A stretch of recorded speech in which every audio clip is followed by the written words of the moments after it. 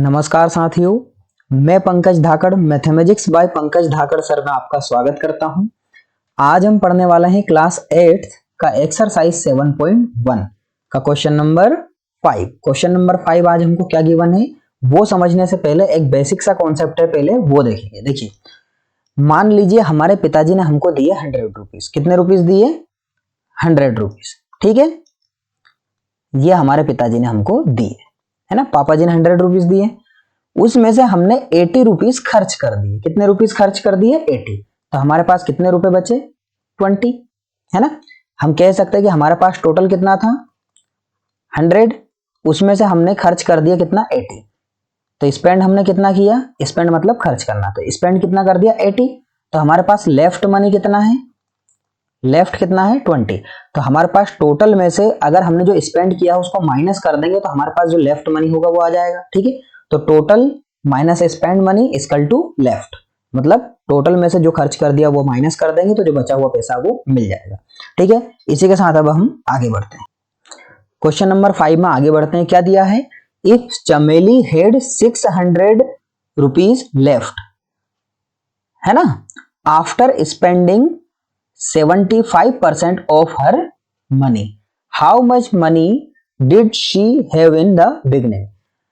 चमेली के पास 600 रुपए 600 रुपीज बचते हैं, लेफ्ट है। ठीक है, स्पेंडिंग 75% ऑफ हर मनी, उसके पास जो टोटल मनी था उसका कितना परसेंट खर्च करने के बाद? 75% खर्च करने के बाद उसके पास कितने बचते हैं? 600 रुपीज लेफ्ट रहते हैं या बचते हैं। तो how much did she have in the beginning, तो बताइए कि शुरुआत में उसके पास कितना रुपया या पैसा था। बिगनिंग मतलब होता है शुरुआत। तो आइए, हमको यहाँ पर कुल मिलाकर बात यह है कि शुरुआत में जो हमारी चमेली दीदी है उनके पास कितना रुपया था वो हमको बताना है। तो मान लेते हैं हम, अब जो हमको बताना रहता है वो हमको नहीं पता है, तो जो नहीं पता उसको मानेंगे, एज्यूम करेंगे। तो यहाँ पर लिखेंगे सबसे पहले सॉल्यूशन। क्या लिखेंगे? सॉल्यूशन। और सॉल्यूशन के बाद सबसे पहला काम क्या करेंगे? जो नहीं है उसको लिख लेते हैं। तो क्या नहीं है? कितना पैसा दीदी के पास? तो क्या लिख लेंगे? लेट द, कौन सी दीदी है? चमेली, तो लिख लेते हैं चमेली की चंपा है, चमेली है ना। Late the Chameli has rupees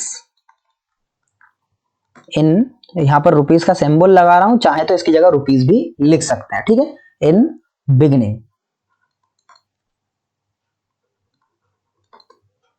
late the Chameli has rupees in beginning equal to rupees X. अब देखिए, जो कुछ भी नहीं होता उसका कौन होता है? एक्स। तो हमारे पास कुछ नहीं है तो हमने क्या मान लिया? एक्स मान लिया। ठीक है, अब जो गिवन है वो लिख लेते हैं। नाउ अब करके क्या लिख लेंगे? Left money. बताइए, लेफ्ट मनी कितना है उसके पास? रुपीज 600, इतना ही पैसा बचा है चमेली के पास। ठीक है, स्पेंड मनी, स्पेंड मनी कितना रुपया खर्च कर दिया उसने? 75% ऑफ हर मनी। तो हम यहां पर सिंपल सा लिख देंगे 75% ऑफ कितना पैसा उसके पास? एक्स, हमने भी माना ना, तो 75% ऑफ एक्स, इतना पैसा उसने खर्च कर दिया है। अब हमको क्या निकालना है? टोटल उसके पास शुरुआत में कितना पैसा था वो। तो देखिए, ये कॉन्सेप्ट मत भूलिएगा, total money minus spend money equal to left. तो टोटल कितना रुपए है उसके पास? एक्स। तो हम यहाँ क्या लिख लेंगे? अब नाउ करके लिख लेंगे, है ना। क्या लिख लेंगे? टोटल कितना पैसा उसके पास? एक्स। तो यहां पर टोटल की जगह पर क्या लिख देंगे? एक्स माइनस, इसको ब्रैकेट लगा के लिख सकते हैं कुछ देर के लिए। ठीक है, माइनस टोटल में से जो उसने खर्च किया है उसको माइनस कर दें। तो खर्च कितना किया? 75% ऑफ एक्स।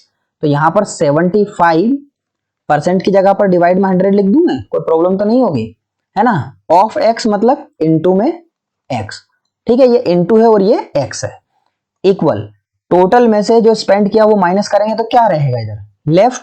तो लेफ्ट मनी कितना है? 600। तो यहां पर क्या लिख देंगे? 600। बस अब इसको सोल्व कर लेंगे तो हमारा आंसर आ जाएगा और x की जो वैल्यू आएगी वही हमारे टोटल शुरुआत के पैसे रहेंगे। तो कर लें इसको सोल्व। x तो x है, माइनस अपनी जगह। देखो ये सिंगल है तो इसको ब्रैकेट निकाल देते हैं ना, ब्रैकेट क्लोज। अब देखिए, इन दोनों में किसी का डिवाइड जा रहा है? बिल्कुल जा रहा है। ये दोनों 25 के टेबल से कटेंगे। देखिए 5 से भी कट रहा है पर हम सीधा 25 से काटेंगे, इजी जल्दी हो जाएगा। 25 3 जा 75 और 25 4 जा 100, तो 3/4 आ जाएगा। अब किसी के मन में विचार आ रहा होगा कि सर ये x को ऊपर मल्टीप्लाई करें या नीचे, तो देखिए x के नीचे कुछ है क्या? नहीं, तो क्या मान लेंगे 1। तो ऊपर वाला के साथ, नीचे वाला नीचे, तो 3 का x में करेंगे क्या आ जाएगा 3x, और नीचे 1 का 4 में करेंगे तो 4, है ना। चाहे तो अब ब्रैकेट लगा लें और नहीं भी लगाते हैं तो ये ब्रैकेट को अब हम हटा देते हैं, इसका काम हो गया, सिंगल फ्रैक्शन हो गया ना, पूरा सोल्व हो गया, तो सिंगल इक्वल में क्या हो जाएगा हमारा 600, ठीक है। अब क्योंकि ये विदाउट फ्रैक्शन है और ये फ्रैक्शन है, तो इन दोनों को सोल्व करने के लिए क्या करेंगे, इसके अपॉन में भी क्या मान लेंगे 1। अब जब भी हमारा एक तरफ 1 आ जाए डिनोमिनेटर में और एक तरफ 4 आ जाए, देखिए जब भी फ्रैक्शन को माइनस या प्लस करना होता है एलसीएम मेथड करना होता है, और एलसीएम किस तरह से लिया जाता है, अगर अलग अलग नंबर हो तो एलसीएम ले लो, और अगर एक तरफ 1 और एक तरफ कुछ भी अदर नंबर आ जाए तो कुछ मत करो, दोनों का मल्टीप्लाई कर दो, तो 4 1 जा क्या हो जाएगा 4, तो दोनों की जगह पर सिंपल सा क्या लिख देंगे हम 4 1 जा 4। अब दोनों का मल्टीप्लाई करके ये लिखा है, तो इस 4 का इधर और 1 का इधर, तो देखो 4 का x में करेंगे क्या हो जाएगा 4x, माइनस का माइनस, 1 का 3x में करेंगे तो 3x, 1 का मल्टीप्लाई करने से कोई चेंज नहीं होगा, इक्वल में क्या आ जाएगा हमारा 600। 4x बड़ा है 3x छोटा है, इसको सिंपल सा लॉजिक ऐसा समझ लीजिए, आपके पापा के पास 4 एप्पल थे, वो मार्केट से लेकर आए, आपने चुपके से 3 एप्पल खा लिए, x को एप्पल मान लो, है ना, तो 4 एप्पल में से 3 एप्पल आप खा गए, कितना एप्पल बचा 1 एप्पल, 1 एप्पल के आगे 1 लिखो या ना लिखो बात एक ही है, तो 4x में से 3x जाएगा 1x बचेगा, सिंपल, 4 बड़ा है प्लस का तो आंसर भी प्लस का। अब इसके आगे x के आगे 1 लिखें या ना लिखें बात एक ही है, तो हम सिंपल सा x लिखते हैं। अब डिवाइड में क्या है हमारा 4, इक्वल में क्या है हमारा 600, यहां पर हम थोड़ा सा लाइन ड्रॉ कर लेते हैं। अब देखिए x के डिवाइड में 4 है, हमको तो सिर्फ x की वैल्यू चाहिए, 4 हटाना पड़ेगा, तो 4 डिवाइड में डिवाइड वाला कहां जाता है मल्टीप्लाई में, तो x हमारा x रहेगा 600 अपनी जगह, इनटू में क्या आ जाएगा 4, जो डिवाइड वाला है वो कहां जाएगा इनटू में, x का वैल्यू क्या आ जाएगा हमारा, इन दोनों का मल्टीप्लाई कर देंगे, देखिए 4 का 0 में 0, 4 का 0 में 0, और 4 6 जा 24, तो ये हमारा वैल्यू क्या आ जाएगा यहाँ पर, 4 का 0 में क्या हमने 0, 4 का अगले 0 में 0, और 4 6 जा 24, तो 2400 रुपीज हमारा यहाँ पर आंसर आ जाएगा। तो जो चमेली दीदी थी हमारी, उनके पास कितना रुपया था पहले स्टार्टिंग में 2400 रुपीज था। यहाँ पर हम चाहें तो यहाँ पर स्टार्टिंग में रुपीज का सिंबल भी लगा सकते हैं, यहाँ पर इस तरह से रुपीज 2400, रुपीज का सिंबल पीछे नहीं लगता आगे लगता है, और RS लिखना हो तो पीछे लिख सकते हैं इन इंग्लिश में, ठीक है। यहाँ पर चाहे तो हम लास्ट में लिख देंगे, क्या लिख देंगे हैंस, हैंस वाला लाइन हमको लिखना आता है, लेट की जगह हैंस लिखना और बाकी पूरा as it is copy paste करना, और x की जगह x की वैल्यू क्या लिखेंगे, the Chameli has rupees, the Chameli has rupees in beginning, equal to कितने रुपए थे स्टार्टिंग में 2400, है ना 2400। इसी के साथ ये वाला क्वेश्चन हमारा होता है एंड। थैंक यू एवरीवन, इसी तरह आपका प्यार और साथ बनाए रखिए और हमारे साथ जुड़े रहिए।